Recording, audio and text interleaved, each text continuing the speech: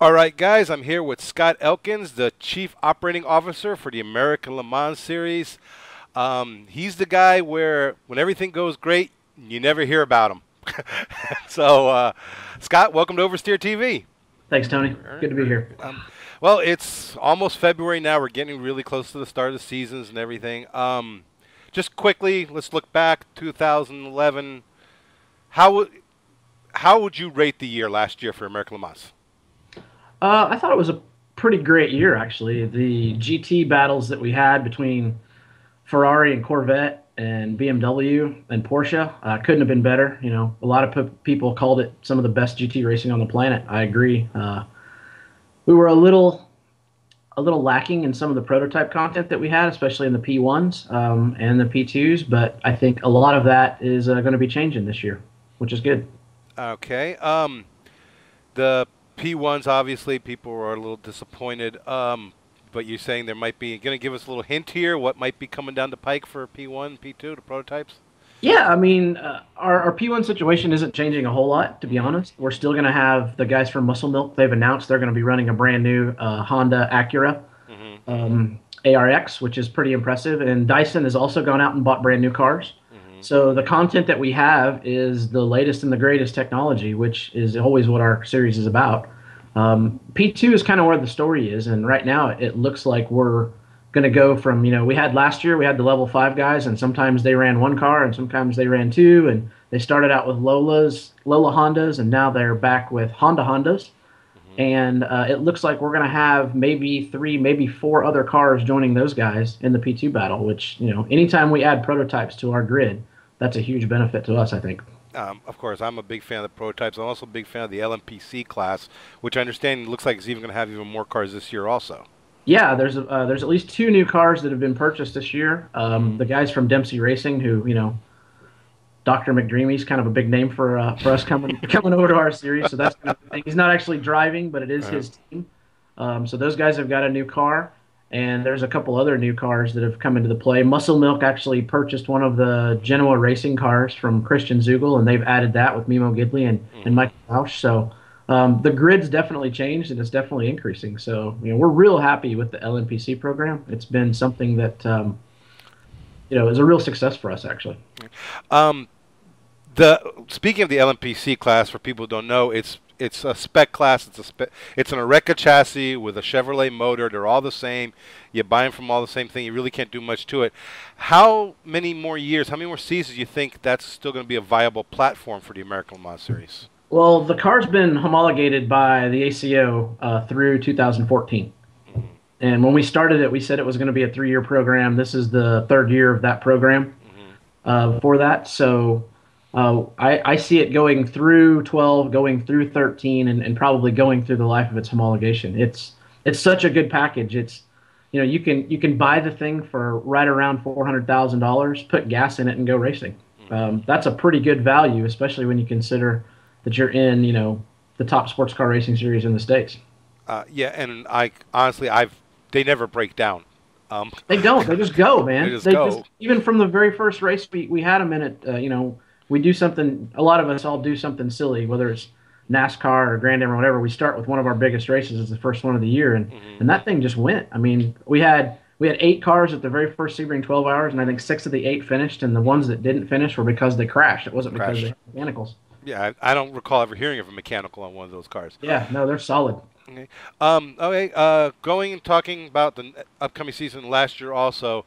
One of the biggest stories last year was your media package with the American Le Mans, going a lot of it live online and then going with ESPN and ABC, and a lot of people, they had the people, the normal internet wackos saying, "Oh, it's going to kill American Le Mans and everything." Are you happy the way with the media package went? Are you happy the way it's going to go for 2012? We couldn't have been happier with the way it went, and it's one of those things where it was kind of interesting. I would have fans come up to me at the racetrack, and we'd talk about it, and they'd say, "Oh man, your races, you're not live anymore." And I'd say, "Okay, well, in 2010, how many of our races were live on TV?" And their answer would be, "I don't know, all of them." And the answer is no. It's always been 4 or 5 of our races were live on TV. Everything else was a tape delay. It just so happened we were on speed, and a lot of people, over the last 11 years have realized that, yeah, okay, if I want to watch the American Law Series, I'm going to go watch it on speed. So what we did was we took a huge risk in going to online. We're probably a little early, but it's paid off for us really, really well because we've increased the households that get the opportunity to see our race. We've gone from, I think speeds at 65 or 70 million to ESPN's that's 100 and ABC that's 115 million. So Hmm. as a result, our viewership increased. It almost doubled actually over last year. So yeah, we're super happy with that, and our partners are super happy with it because they're getting better value for their sponsorships in our series. So they're really it's really a good thing. Are there going to be any changes with the media package for 2012? Yeah, it's exactly the same as it was last year, but the exception is there's going to be, I believe we're doing four races that we're actually going to show live on either ESPN2 or ABC.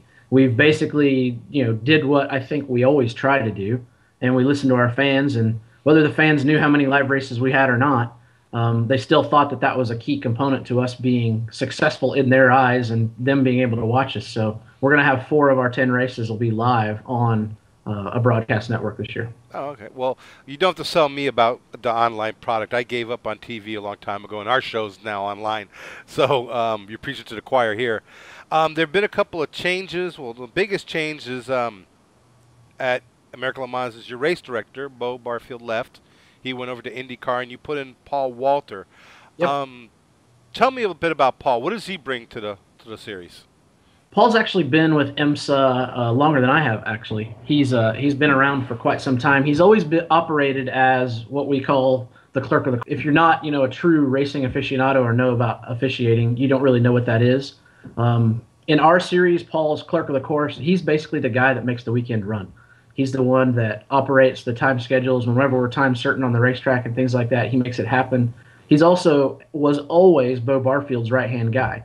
If you ever got the privilege of sitting in race control, you would see that Paul didn't sit right next to him, but for all intents and purposes was right next to him. And anytime Bo had any kind of a question to verify about the regulations or the rule book, he would go to Paul. So Paul's this guy who has a ton of experiential knowledge. It's unique. He's the only guy, and in F1, the clerk of the course is almost as powerful, if not more so, than the race director. Paul Walter is the only guy in the United States that has an FIA clerk of the course license, and whenever F1 comes to the United States, Paul Walter will be the clerk of the course for F1. Oh, So wow. we're very excited to be able to have the opportunity to take his experience and move him forward. And on the other hand, we're also pretty excited about the fact that another race series went out and saw the type of quality people that we have in our race control and pulled somebody out of it. Hmm. The guys at IndyCar taking Bo Barfield is one of the highest compliments I think that can be paid to the philosophy and the resource that we have in IMSA. Um, Good luck to Bo over there in IndyCar. Good luck. I mean, it's a different world over there. Your Completely. schedule, you announced recently you've added VIR. Yep. Interesting choice. But what I want to talk about is Baltimore. We've all been hearing all the rumors, all the stories. What's the ALMS's position on the Baltimore race? Our position on Baltimore is that we're going. Right now everybody's talking about it, and I think a lot of the conversations have happened. Maybe because they had to happen. It's a political situation. You've got a mayor who had a contract with a group that maybe didn't do all of the things that they promised. At some point she's going to have to get reelected again. So I think a lot of the things we read in the press have that political tint to it. That maybe things are being said because they have to be said because of votes or whatnot. We don't right now. The fact is there's not a promoter in place, but we're pretty confident that there's going to be one that's going to be named. I mean, the articles in the paper have gone through and talked about a lot of people who are involved, and the guys that are involved that are trying to come in and take over the race are all very well-known people that we have very high confidence in. So, we support the Baltimore event, and it's on our schedule. And until somebody tells us otherwise, we're absolutely going. So it was an amazing event for the first year. I mean, we were really impressed with it, and the fact of how the Baltimore area accepted us. It was funny. We say it all the time, but there wasn't a huge difference between the crowd on Saturday and Sunday between our race and the IndyCar race. There's a lot of people in that general area, that DC Baltimore area, that have cars. that race in our series. You know, there's a lot of Ferraris and a lot of Porsches, a lot of Corvettes that were in the car corrals there that prove to us that that's the demographic that we need to be racing at. Okay. Um, okay. Well, we're getting close to it. You got testing and Sebring in about a week. Yep. Then the next month is the 12-hour Sebring. Your season starts up.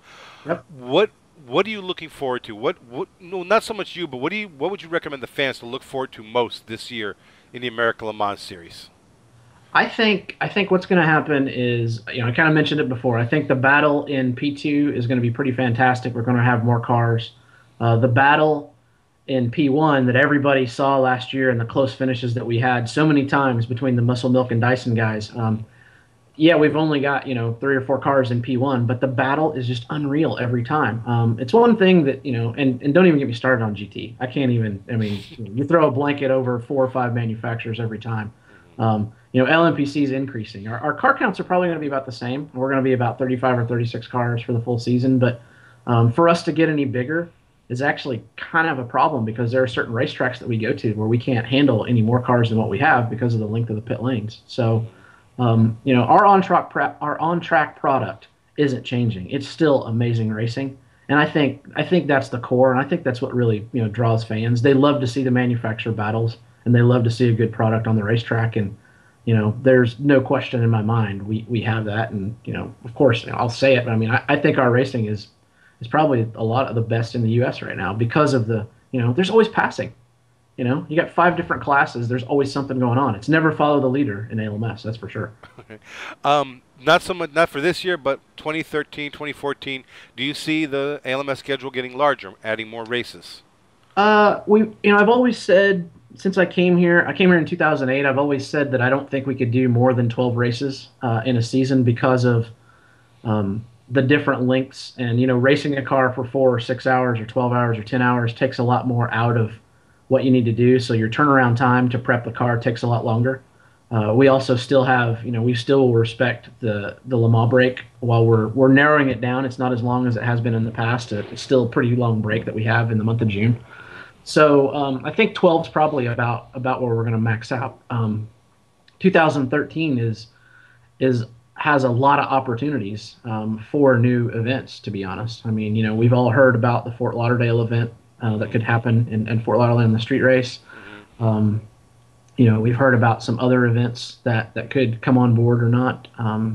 Houston has always been a great place for us. I raced back there with ALMS when I was a technical director at Champ Car, and that race is supposed to be coming back online. That runs around the Astrodome and Reliant Park. So there's options for us in 2013, and it's one of those things where it's ridiculous. 12 hasn't even really started yet, and 13 is already being worked on. I've already got a 13 calendar drawn up, so that's how we have to work in this business. But have you talked to the guys over in Austin about that new track? Well, I've had conversations with those guys. I think everybody has. Everybody's interested to see what's going to happen. They're a really good group of people that are running the track. We've got to be pretty good friends with them, but I don't know that there's anything there for us at this point. I mean, it's I don't want to say anything negative about the project, but until there is a track, I think it's difficult for any of us to really decide what's going to happen there. All right, Scott. Thank you very much. I want to thank Scot Elkins, Chief Operating Officer for the American Le Mans Series. Thank you from Oversteer TV. Thank you, Tony.